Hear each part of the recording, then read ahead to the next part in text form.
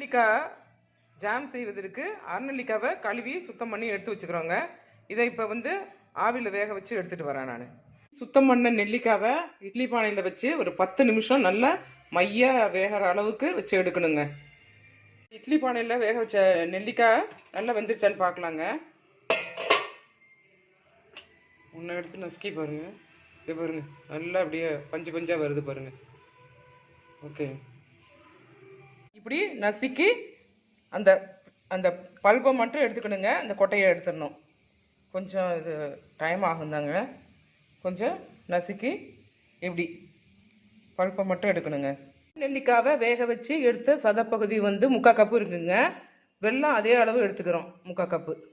அடுப்பை ஆன் பண்ணி வெள்ளத்தை போட்டு 3/4 கப்பு வெள்ளத்தை போட்டு கொஞ்சம் காட்டம்ல தண்ணி ஊற்றி அதை கொஞ்சம் லிக்யூடாக மாற்றுறோம். ஏன்னா கல் இதெல்லாம் மண்ணெல்லாம் இருக்கலாம், அதெல்லாம் வடிகட்டணும். அதுக்காக இப்போ வெல்லம் கரைஞ்சிடுச்சுங்க. அதை வடிகட்டி எடுத்துக்கலாம்.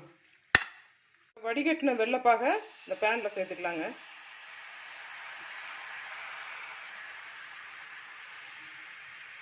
இப்போ இந்த வெள்ளப்பாக கொதிச்சிட்டு இருக்குங்க.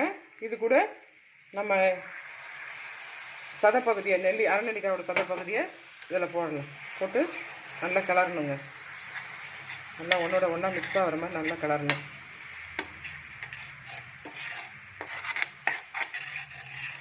நெல்லிக்காவோட சதையை நம்ம கையால் நசுக்கி எடுத்ததுனால கொஞ்சம் திரியாக இருக்கிற மாதிரி இருக்குங்க.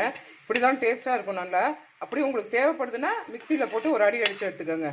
இப்போ நெல்லிக்காய் ஜாமில் கொஞ்சம் லைட்டாக கொஞ்சம் சால்ட்டு போட்டுக்கலாங்க. கொஞ்சம் டேஸ்ட்டு நல்லா வரும். அதனால் போட்டுட்டு கொஞ்சம் 1 ஸ்பூனு நெய் ஊற்றிக்கோங்க. 1 ஸ்பூனு நெய் ஊற்றிக்கோங்க.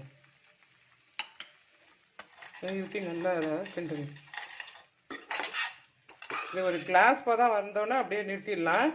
ரொம்ப திக்காச்சுனாலும் ஜாம் பதத்தோட கெட்டியே போன மாதிரி ஆகிடும். ஏன்னா நல்லா பளபளன்னு வரும் பாருங்க. அப்போ அப்படியே நிறுத்திடுங்க. சூப்பரான நெல்லிக்காய் ஜாம் ரெடி ஆகிடுச்சுங்க. இது பாருங்க, நல்லா பளபளன்னு வந்துடுச்சு. திக்காவும் ஆகிடுச்சு. அவ்வளோதான். ஆனால் நெல்லிக்காய் ஜாம் ரெடிங்க. இப்போ வேறு ஒரு பாத்திரத்தில் மாற்றி வச்சுக்கலாம். அருமையான அரைநெல்லிக்காய் ஜாம் ரெடிங்க. இதை ப்ரெட்டில் பன்னில் தடவி குழந்தைங்களுக்கு கொடுக்கலாங்க. பெரியவங்களும் சாப்பிட்லாம். ரொம்ப சத்தானது, விட்டமின் சி சத்து நிறைஞ்சது. வெளியில் வாங்கி கொடுக்காம குழந்தைங்களுக்கு நம்ம வீட்டிலே இது மாதிரி தயார் பண்ணி கொடுக்கும்போது அவங்களுக்கு ஆரோக்கியம் நல்லா இருக்குங்க. தேங்க்யூ ஃபார் வாட்சிங். வீடியோ பிடிச்சதா லைக் அண்ட் ஷேர் பண்ணுங்கள்.